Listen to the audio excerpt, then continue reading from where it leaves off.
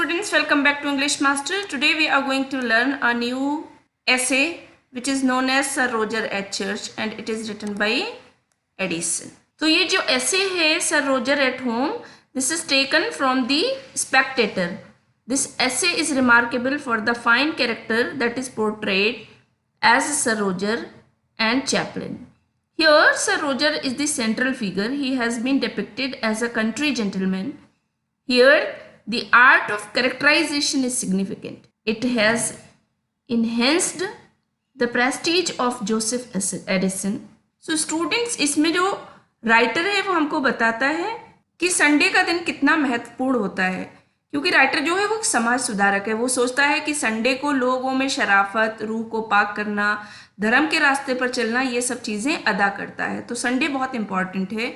अगर वो ना आए तो लोगों में बुराइयां बढ़ती जाएंगी। वो उसकी आलोचना करता है। वो कहता है कि दुनिया में धर्म का एक बहुत बड़ा महत्व है, इसलिए सामाजिक मकसद को वो जाहिर करता है। और वो बताता है कि जो संडे को लोग दिन अपना गुजारते हैं उसमें अपनी आत्माएं पाक कर लेते हैं और वो बुराइयों से बचते हैं और वो अपनी शख्सियत जो है उसको एक चमक देते हैं।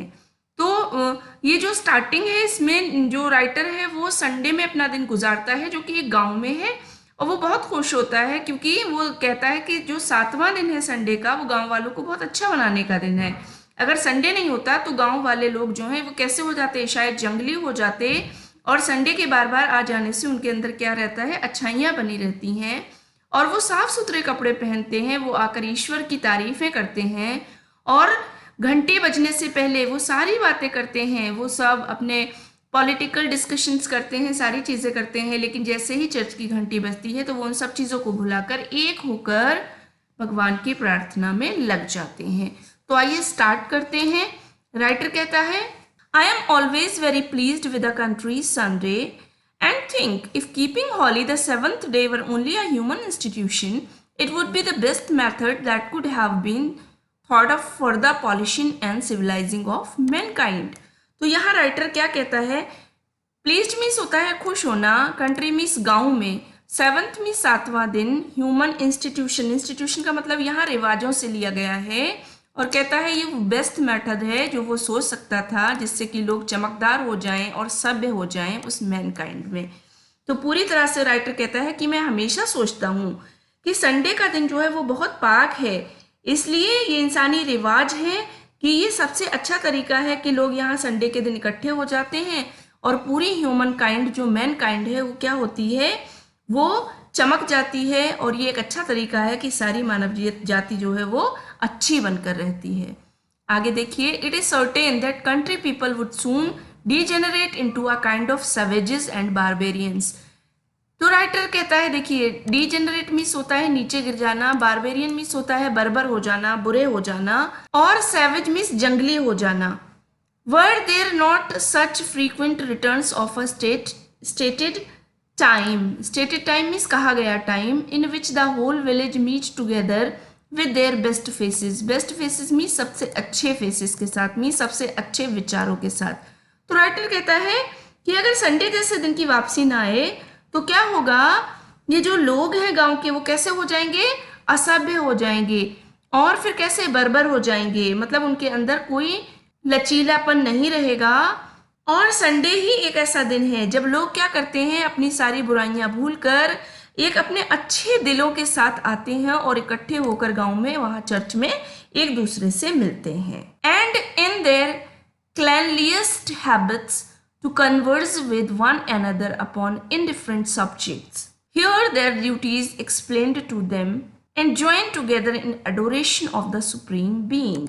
तो राइटर क्या कहता है कि क्लीनेस्ट हैबिट में सबसे अच्छी आदतें, वो क्या करते हैं, अपनी सबसे अच्छी आदतों के साथ आते हैं। कन्वर्स मीन्स होता है बातचीत करना एक दूसरे से, इनडिफरेंट सब्जेक्ट मीन्स अलग अलग सब्जेक्ट्स पर, टॉपिक्स पर। हियर देयर ड्यूटीज, अपनी ड्यूटीज को एक दूसरे से सुनते हैं, एक्सप्लेन्ड टू देम, जो उन्हें समझाई जाती हैं, and join together in Adoration means वहाँ पर एक दूसरे को ज्वाइन करते हैं, ऑफ द सुप्रीम बीइंग, जो है वो गॉड के लिए आया है। तो राइटर यहाँ कहता है, और यहाँ लोग क्या करते हैं, अच्छी आदतों को की तरह एक दूसरे से पहले जनरल टॉपिक्स को डिस्कस करते हैं, फिर अपने कर्तव्य को सुनते हैं और फिर प्रेयर्स में एक साथ शामिल हो जाते हैं। Sunday clears away the rust of the whole week. Rust means होती है जंग, कहता है वो पूरे हफ्ते जो हमें जंग लग जाती है तो संडे क्या करता है, उस जंग को मिटाने में हेल्प करता है। Not only as it refreshes in their minds the notion, notion means होता है ideas of religion.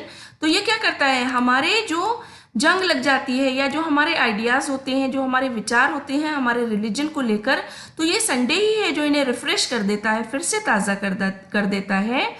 But as it puts both the sexes upon appearing in their most agreeable forms and exerting means होता है बाहर निकालना, all such qualities as are apt means होते हैं appropriate, उपयुक्त, to give them a figure in the eyes of the village।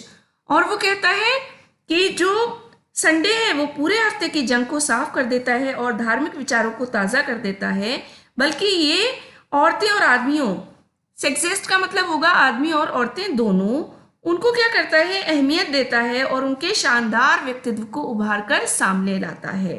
A country fellow distinguish means होता है भेदभाव करना या पहचान लेना, himself as much in the churchyard as the citizen does upon the change, change means होता है बदलाव। तो राइटर कहता है कि इस तरह से उन लोगों के बीच में चेंज आता है, वो बदलाव आता है जो हम देख सकते हैं। The whole parish politics being generally discussed, जो पेरिस है जहाँ पर वो रहते हैं वहाँ आने पर लोग क्या करते हैं, इकट्ठे होते हैं, सारे पॉलिटिकल डिस्कशंस उनके होते हैं इन दैट प्लेस, उसी चर्च में, ईदर आफ्टर सरमन और बिफोर द बेल रिंग्स। लेकिन ये चर्च में जो डिस्कशंस होती हैं वो कब तक होते हैं, या तो बेल बजने से पहले होते हैं या बेल बजने के बाद में होते हैं, और बीच में वो लोग बिल्कुल चुप होकर प्रार्थना में बिजी रहते हैं। नेक्स्ट पैराग्राफ देखते हैं। My friend sir Roger being a good churchman has beautified the inside of his church with several texts of his own choosing. तो राइटर बताता है कि मेरा फ्रेंड जो है जिसका नाम रोजर है वो बहुत अच्छा चर्चमैन है, दैट मीन्स वो बहुत अच्छा पुजारी है। उसने चर्च को अंदर से बहुत सारी अच्छी अच्छी टेक्स्ट के साथ, बुक्स के साथ ब्यूटीफाइड में सजा रखा है। He has likewise given a handsome pulpit cloth, और उसने एक प्यारा सा कपड़ा जो है उसमें लगा रखा है। एंड रेल्ड, रेल्ड मीन्स होता है ऐसे खूंटियाँ गाड़ देना, चारों तरफ से उसको कवर कर देना। In the communion table to at his own expense, जहाँ खड़े होकर लोग सरमन पढ़ते हैं ना, हिज ओन एक्सपेंस मीन्स अपने खर्चों से, अपने पैसों से उसने उस टेबल को भी चारों तरफ इस तरह की रेलिंग लगा दी है। He has often told me that at his coming to his estate, he found his parishioners very irregular. तो वो बताता है कि उसके इस गांव में से आने से पहले यहाँ के जो लोग थे, जो पैरिशनर्स थे, जो कि उपदेशों को सुनने वाले लोग थे, वो कैसे थे, वो बहुत इरेग्युलर थे, लगातार नहीं आते थे। And that in order to make them kneel and join the responses, और उनको घुटनों के बल बैठना, इसका मतलब प्रेयर का आदी बनाना, और उनको इसमें रिस्पॉन्स देने के लिए, ज्वाइन करने के लिए उसने क्या किया, he gave every one of them a hassock and a common prayer book. उसने सबको क्या दिया, एक तकिया दिया और एक प्रेयर बुक दी, ताकि वो सब आए और उन दोनों चीज़ों को चर्च में यूज करें। And at the same time employed an itinerant singing master, और उन्होंने क्या किया, उसी टाइम उनको एक गाँव में एक उन्होंने सिंगर दिया जो अच्छी तरह से धुनों को जानता हो, who goes about the country, जो गांव में पूरे में जाएगा, for the purpose, किस पर्पस के लिए, कि गा गा कर लोगों को गॉड के प्रति जो है एक वफादार बना दे और वो उसे सुनकर धर्म की तरफ लचीले हो जाएं और चर्च पहुंचे। टू इंस्ट्रक्ट देम, ताकि वो उन्हें इंस्ट्रक्शंस दे सके, rightly in the tunes of the psalms, ताकि वो उनको ढंग से क्या कर सके, उन्हें संभल के वो सिखा सके जो कि वो चाहता है। सैम्स मीन्स होते हैं भजन, ताकि वो भजनों को सीख सकें।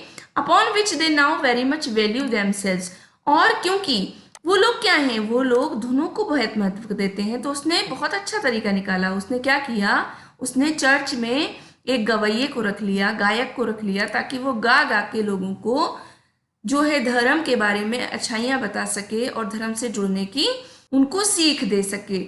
And indeed outdo most of the country churches that I have ever heard.